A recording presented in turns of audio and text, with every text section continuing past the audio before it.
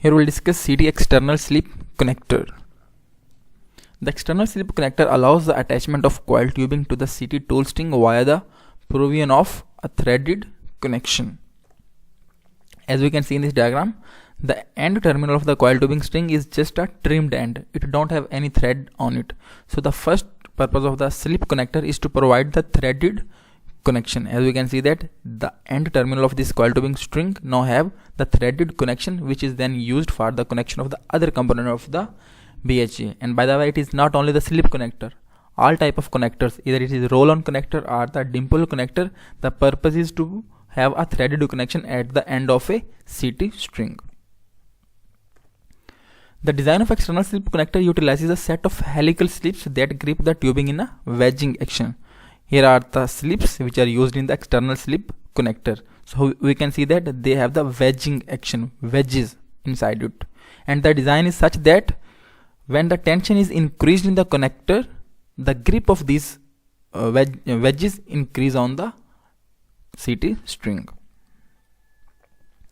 The external slip type connector have O-ring pressure seals as standard equipment. So in addition to provision of threaded connection, the other requirement for any connector is that it must provide a pressure seal.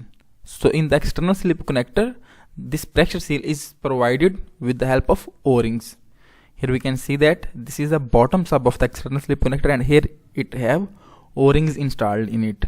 This is the bottom sub which don't have O-ring, so this is with O-ring. These O-rings can be changed after the job. So the major sections of external slip connector: top sub, bottom sub, slips. In this diagram we have all these major components.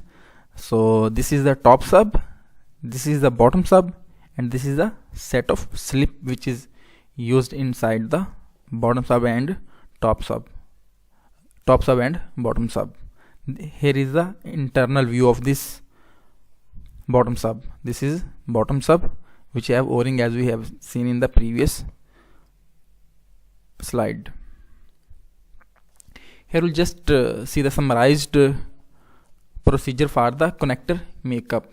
So this slip type connector is easiest to make when we compare with the other connectors.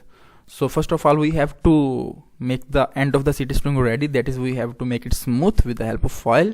Then we'll insert this top sub on this CT string. Then we'll insert this slips. While putting the slip, we have to keep in mind that we should keep the direction in such a way that when the tension will be applied, these wedges should grip on the CT string.